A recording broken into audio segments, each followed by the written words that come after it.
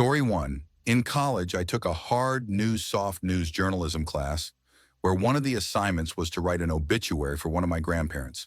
The professor told us to write it on a deceased grandparent, but if all of your grandparents were still alive, we had to choose one. In my case, all of my grandparents were alive. I procrastinated actually doing the assignment until the night before it was due because it seemed like a morbid assignment, especially once all of my grandparents were still alive. Scramming for an easy grandparent to write about, I gave my mom a call and asked her for some basic biographical information about my maternal grandfather. As we were talking about my grandpa's career, my mom couldn't recall the name of one of the companies he worked at. She lectured me about waiting until the last minute to write the assignment because it was late, 10:30 p.m., my grandpa's time. However, she said she would give him a call to see if he was still awake and be able to answer that question once my assignment was due the following morning. When my mom called my grandpa, my grandma answered the phone in a panic. My grandma frantically explained that the paramedics had just arrived and were performing CPR on my grandpa because he had stopped breathing and lost consciousness. My mom was able to stay on the phone with my grandma until they took my grandpa to the hospital, where he was declared dead. In the time my mom and I had been talking on the phone about my grandpa's obituary, he was dying. His death was entirely unexpected at that. Although he was in his 80s, he was the healthiest of my grandparents at the time. We ended up using the obituary I wrote for that writing assignment as his actual obituary. Still freaks me out when I think about the timing. Story 2. This summer, I bought my girlfriend a last-minute birthday trip to go kayaking around the San Juan Islands off the Washington state coast. After a long drive and ferry trip, we found the tour group of about 20 people and were then shuffled into a shuttle van for a ride to the beach. Now my girlfriend has a unique name similar to the name of a famous painter. Let's say it's Rebecca Warhol just for fun. It's not. She's a little ray of sunshine and started chatting with the middle-aged woman sitting next to her on the shuttle as we waited to leave. The woman noted that she had always loved the name Rebecca as it was her mother's name. They made pleasant small talk in the van until the tour guide passed around the sign-in sheet for all of us to fill out. That's when things got strange. My girlfriend wrote her full name on the sheet and passed it on to the woman, who immediately shouted, "Oh my God!" and started crying. After a few minutes of total confusion, she told us, "Rebecca Warhol was my mother's full name, and these islands were her favorite place in the world. She passed away this summer from cancer, and we've traveled hundreds of miles to spread her ashes here." We were stunned. I literally picked a random date, time, and tour company, and then we were split into the same group as this woman, and my girlfriend was sitting right next to her on the shuttle. "What the hell?" She continued by saying, "My daughter told us that Nana Rebecca would be with us on this trip, and I didn't believe it until now." It was the most unbelievable coincidence we had ever experienced, and has totally convinced me that there's more to this world than we think. As my brother later said, the universe winked at us that day. Story 3. This happened around 1991. It's the middle of the night. I'm standing in my sister's living room, and it must be a full moon, because even though it's around 1 a.m. and the lights are off, I can see clearly. There's a mixing bowl with popcorn kernels in the bottom on the floor in front of the TV, and some rental VHS in a pile nearby. I hear a noise and turn around to see my sister's normally very friendly Labrador retriever looking like Cujo. Fangs bared, snarling, hackles raised. Suddenly there's a bright flash of light, and I wake up like I hit the bed from a great height. I think that was a weird dream. Eventually I fall back to sleep, and in the morning I call my sister, planning to tell her the story, but she preempts me by telling me about the weird thing that happened in the night. They woke up to the sound of the dog snarling at about 1 a.m. Her husband thought there was a prowler in the house, got a gun, and went to find the dog. She was standing in the living room snarling at the middle of the room. He couldn't see anyone, so he flipped on the light. No one was there. The dog instantly stopped snarling and walked to her bed like nothing had happened. He checked the property and went back to bed. We talked a bit, and I found out they watched some rental movies, and of course we had popcorn. Why? My sister's a little woo-woo at times, so I decided not to tell her about my night. She lived about 450 miles away, by the way. Story 4. So back in 2016, I was injured at work, and for about 6 months, my life consisted of going to physical therapy and being confined to bed until I could walk again.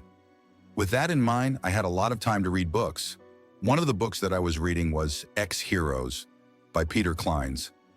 Now, I don't know about anyone else, but when I read a book, I like to cast the characters in my head, coming up with how they look.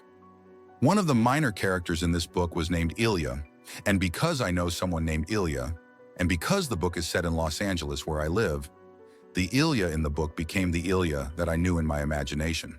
But then, something strange started to happen. The Ilya in the book made specific references to movies like Aliens, a movie which the Ilya I know is a huge fan of. The Ilya in the book was a big fan of firearms, as the Ilya that I know is. Put into words, these details seem slim, but there was something so strange about the character in this book that I eventually reached out to the Ilya that I knew to ask about it.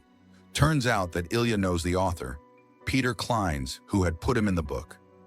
What are the odds that I would choose to buy a random book with a story that takes place essentially on my street in Los Angeles and features someone I know in real life as a minor character? That blew my mind, and it's easily one of the most surreal experiences I've had. Story 5, I died, I saw it, I lived it. Either it was another world with a version of me that died I saw, or I'm going crazy but I died. We had a pep rally in school, and after it was finished, we had to go back to class. Well, my friend and I were not into that, so we wanted to across the street to Sonic. Across the school, there is not heavy traffic, but if you don't pay attention, you could get hit. Well, I remember walking with him and he dropped something, so I went across the street first. I just saw a red Tahoe heading right for me, and I got hit. I remember everything. I remember gasping for air.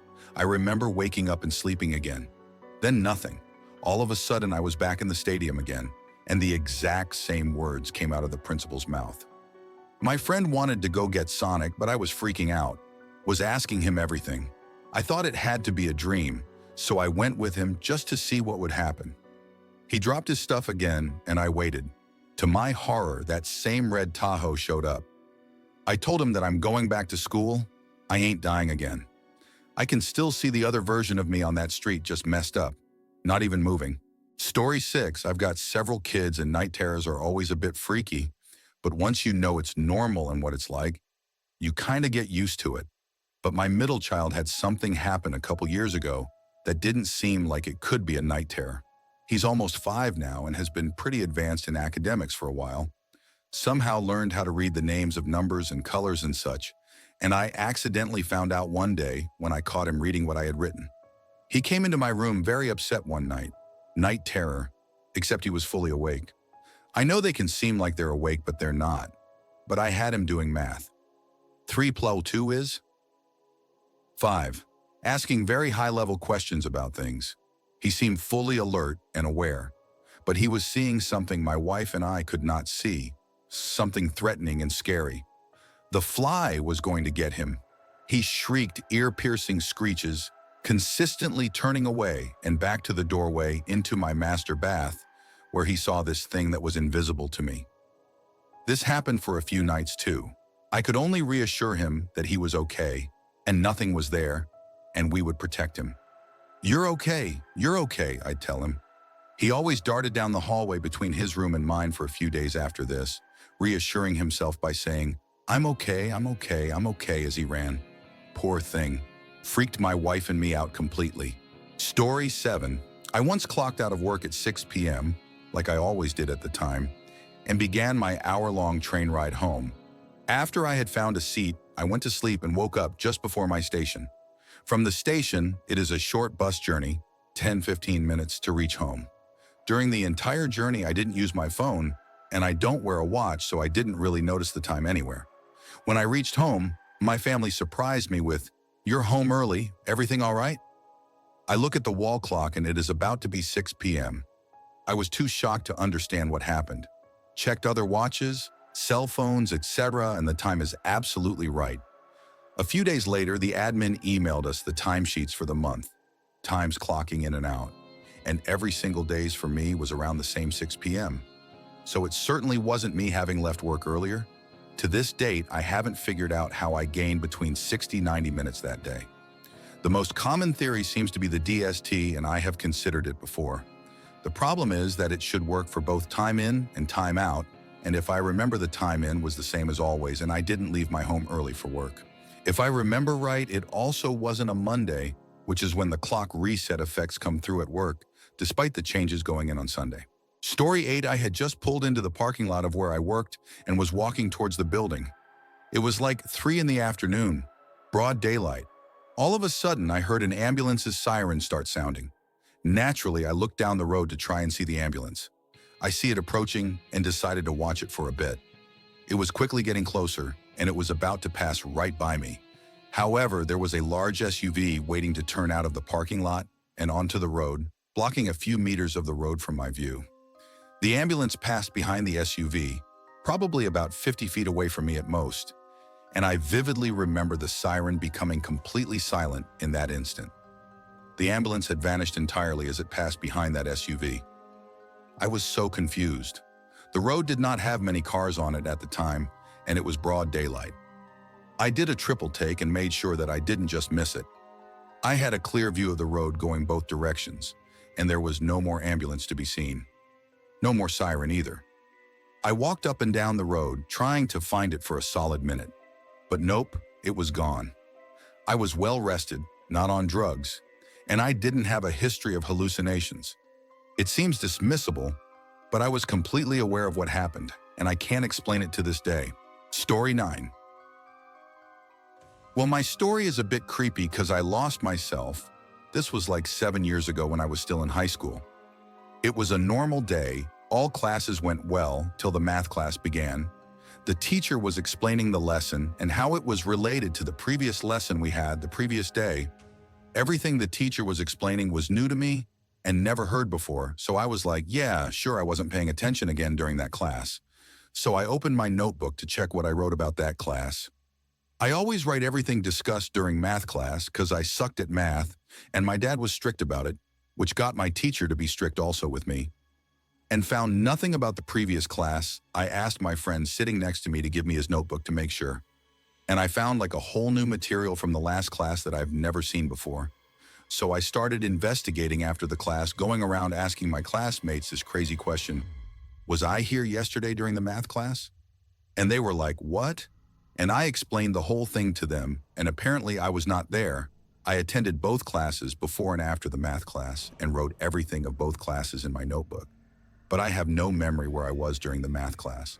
And the schools where I live have a one-class system where students stay in their class and teachers come to them for the lecture, then leave, and the next subject's teacher comes, and so on. So we know each other well.